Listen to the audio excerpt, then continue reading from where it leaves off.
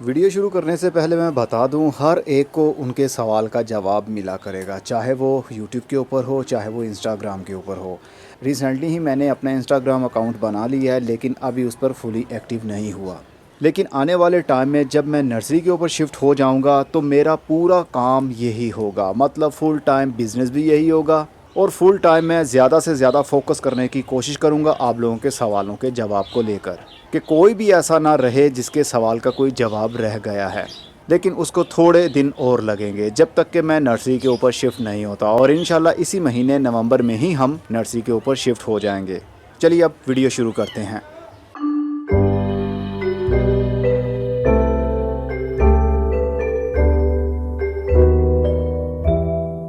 15 नवंबर 2021। अस्सलाम वालेकुम मेरे दोस्तों, सजनों और बेलियों। मैं हूं इज़हार अहमद और वेलकम करता हूं आपको किचन गार्डनिंग चैनल पर।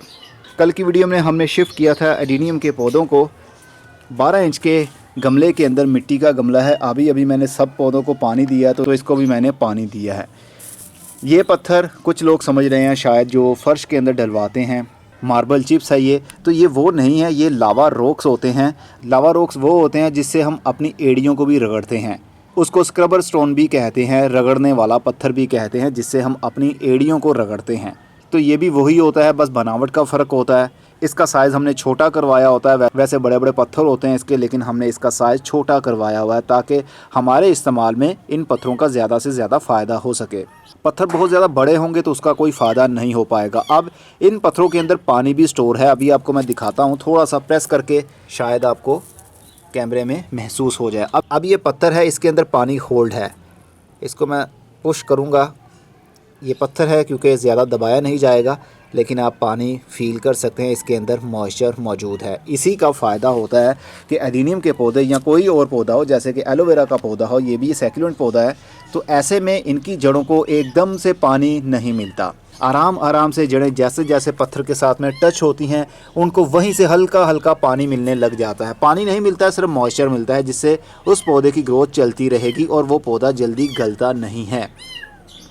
मिट्टी के अंदर इन पत्थरों को कभी भी आपने मिक्स नहीं करना, वो भी अभी आपको उसका नुकसान भी बताता हूँ। कल ही मैंने ये भी एडीनियम का पौधा जो आपने देखा था उस गमले के साथ ही पड़ा हुआ था, उसको मैंने प्लास्टिक के 10 इंच के गमले के अंदर लगा दिया है। पमिंग स्टोन भर दिए हैं इसके अंदर भी, तो इसके अंदर भी पौधे को मैंने लगा दिया है, तो इसके अंदर भी गलने के चांसेस बिल्कुल नहीं रहेंगे।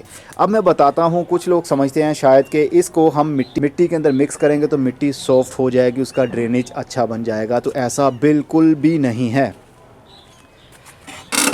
आपको मालूम है एक्सपेरिमेंट करना मुझे पसंद है, कुछ ना कुछ आजमाता रहता हूँ मैं। अब ये देखिए, ये फ्लेम वाइन के पौधे हैं। सभी पौधों की लेंथ आप देख सकते हैं, तकरीबन 1 फुट से भी ये लंबे हो गए हैं।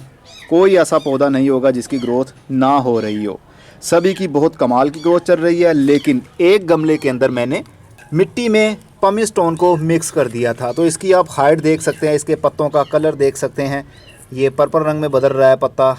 मतलब इसकी जड़ों को सही ग्रोथ करने के लिए नरम मिट्टी नहीं मिल रही। इवन के ये मिट्टी पहले से ही काफ़ी हद तक नरम थी, जिसके अंदर पहले से ही कोकोपीट और कंपोस्ट ये सब कुछ मिक्स होता है। मैं बार बार मिट्टी को इस्तेमाल करता रहता हूँ, लेकिन इस गमले की मिट्टी के अंदर मैंने फर्दर थोड़े से पमिंग स्टोन भी ऐड किए। तकरीबन 20% मैंने पमिंग स्टोन ऐड कर दिए थे, लेकिन वो ऐड करने की वजह से मिट्टी और भी सख्त हो गई, उसका ड्रेनेज भी सही नहीं हुआ। जानते हैं क्यों?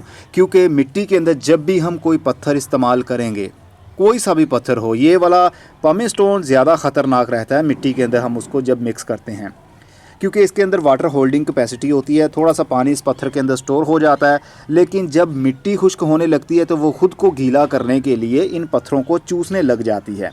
तो इन पत्थरों के अंदर से जो पानी जब वो चूस रही होगी, तो इसका मतलब पत्थर भी मिट्टी के साथ में बहुत कॉम्पैक्ट हो जाएगा, तो मिट्टी और भी ज़्यादा चटक जाएगी, सख्त हो जाएगी।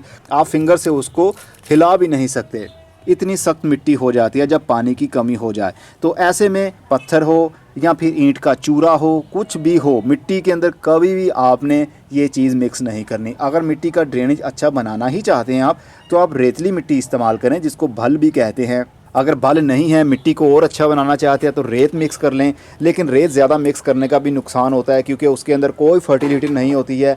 NPK का कोई भी रेशियो उसके अंदर मौजूद नहीं है, ना नाइट्रोजन है, ना फॉस्फोरस है, ना पोटाशियम है। इसलिए जब आप रेतली मिट्टी बहुत ज़्यादा इस्तेमाल करते हैं तो फिर खाद की भी ज़्यादा ज़रूरत बढ़ जाती है पौधे की ग्रोथ के लिए, और उसकी जड़ों को भी खाद की ज़रूरत होती है, जैसे कि नाइट्रोजन की। तो रेत के अंदर तो नाइट्रोजन तो होता नहीं है, इसलिए मिट्टी के अंदर कोई पत्थर इस्तेमाल ना करें। आप कोकोपीट इस्तेमाल कर लें। मिट्टी को सॉफ्ट करना है तो आप कोकोपीट का इस्तेमाल करें, या कोई सी भी कंपोस्ट यूज़ कर सकते हैं, या लकड़ी का कोई बुरादा हो आप वो भी इस्तेमाल कर सकते हैं। जैसे अब ये मेरे पास मिट्टी है, इसके अंदर मैंने 50% कोकोपीट मिक्स की हुई है। तो कोकोपीट मिक्स करने की वजह से आपकी मिट्टी बहुत ही नरम हो जाती है। ड्रेनेज को मारें गोली। ड्रेनेज अच्छा करना ही है तो आप प्लास्टिक के गमले इस्तेमाल ना करें, जहाँ तक हो सके मिट्टी वाले गमले इस्तेमाल करें, चाहे वो बड़े साइज़ के हों चाहे वो छोटे साइज़ के हों। अगर उससे भी अच्छा ड्रेनेज आप चाहते हैं तो फिर आप ग्रो बैग्स के ऊपर शिफ्ट हो जाइए, जैसा कि मैं भी ग्रो बैग्स के ऊपर शिफ्ट हुआ। ग्रो बैग्स के अंदर 1% भी चांस नहीं है कि आपका पौधा ज़्यादा पानी की वजह से गल जाए, क्योंकि ये कपड़ा है, फैब्रिक है ये। भले ये एक प्लास्टिक का बना हुआ कपड़ा है, ये वो बैग है जो तकरीबन 2 साल हो गए हैं मेरे पास पड़ा हुआ है, और इसको बार बार हम इस्तेमाल करते रहते हैं। लेकिन इनके जो कैचर होते हैं ना, ये धूप लगने की वजह से नायलॉन के होते हैं ये, तो ये ख़राब जल्दी हो जाते हैं। धूप लगने की वजह से, पानी लगने की वजह से ये कड़क हो जाता है कपड़ा। लेकिन जो ग्रो बैग है, चलिए जो आजकल चल रहे हैं वो आपको दिखाता हूँ, जिसमें हमने आम का पौधा भी लगाया हुआ है। अब ये ग्रो बैग है, देखने में पतला है, लेकिन ये आम कपड़ा नहीं है जो हम पहनते हैं, ये प्लास्टिक का कपड़ा है। प्लास्टिक का कपड़ा धूप में हो, छाँव में हो, पानी में हो या खुश्की में हो, इसको कोई प्रॉब्लम नहीं होती है। 5 साल तो ये कहीं नहीं जाएगा। बार बार आप इसको धोकर इस्तेमाल कर सकते हैं, तो इसके अंदर ओवर वाटरिंग का ख़तरा नहीं रहता है। ग्रो बैग्स आप इस्तेमाल करें या मिट्टी के गमले आप इस्तेमाल करें तो फिर ओवर वाटरिंग का ख़तरा ख़त्म हो जाएगा। Well drain, well drain, well drain नाम सुन सुन के हमारे कान पक गए हैं। जिसको देखो यही बोल रहा होता है वेल ड्रेन सॉइल हो, वेल ड्रेन सॉइल हो। आप प्लास्टिक के गमलों का इस्तेमाल ना करें, मिट्टी के गमलों का इस्तेमाल करें या फिर ग्रो बैग्स का इस्तेमाल करें, तो ड्रेनेज खुद ब खुद ही अच्छा बन जाएगा। अब मैं चलता हूँ, अपना बहुत सा ख्याल रखिएगा। खुदा हाफिज़।